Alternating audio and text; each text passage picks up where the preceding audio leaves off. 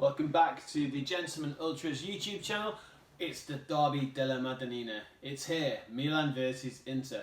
What a game it's set to be. Two teams with two totally different projects.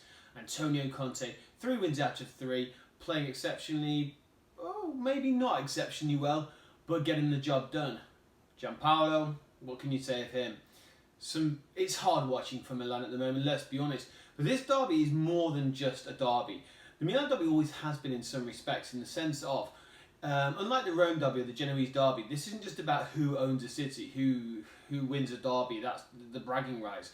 Normally, and when you look back over history, the Milan derby has always been about the team that goes on to win this. Obviously, normally goes on to win silverware. So this derby very early on is also about two coaches with two different approaches, two different. There are two different times of their project, in a sense. Like we said before, Conte, 3 wins out of 3. They've won good, they won bad, they won ugly. We know this. Slavia Prague was a mess, in fairness. But they can still go on now and make a real claim on this. If they win the game, Maurizio Sarri and Carlo Ancelotti won't sleep particularly well, because it will show that Conte domestically is still doing well. And Marcos Gianpaolo with Milan, even if they're winning in terrible style, they're still going to be winning. Take away the first game against Udinese, Brescia was better, Hellas was a disaster, but still they won. If they can win the derby, this is both of those coaches' first big tests. And I think that that's what we see in Gazzetta dello Sport, for instance. They say here that Gianpaolo seeks style. Well, he seeks something at least, because he's done nothing beforehand. He doesn't want to slip up. They say that Conte is the favourite here. He doesn't want to lose his leadership. They refer to the problems in the dressing room.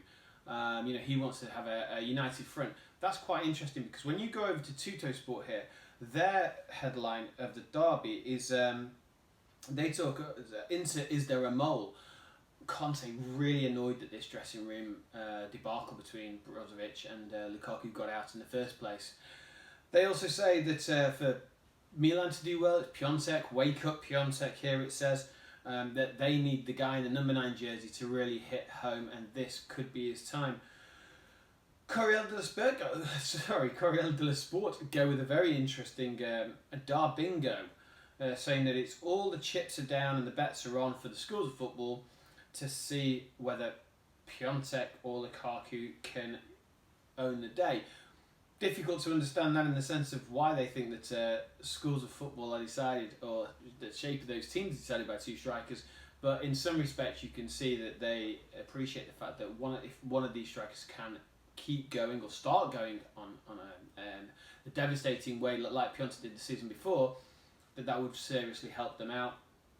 And obviously, we go back to the Gazzetta dello Sport saying that the real part of this derby could be decided by, interesting, Paqueta, saying that Milan, even though they haven't brought it out yet, that he could be the player, that moment, that guy of creativity that is the difference, and something that also that Inter haven't got.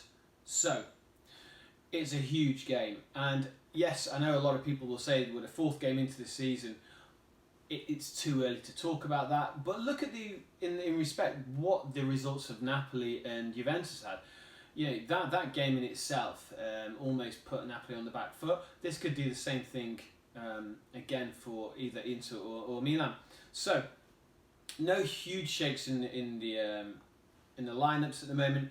It looks like we're going to see the likes of Donnarumma, Romagnoli, Kessie, Paqueta, Suso and Piontek for Milan, which is expected. And Inter, we'll see Handanovic. Godin's going to make his return alongside De Vrij and Skriniar.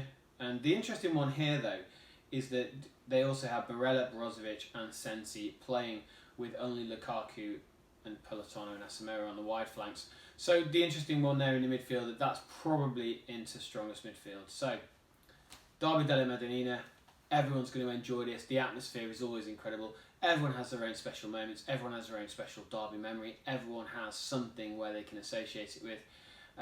It's probably wrong in some respects to throw your colours to the mast, especially for doing YouTube things like this. But listen, Forza Inter.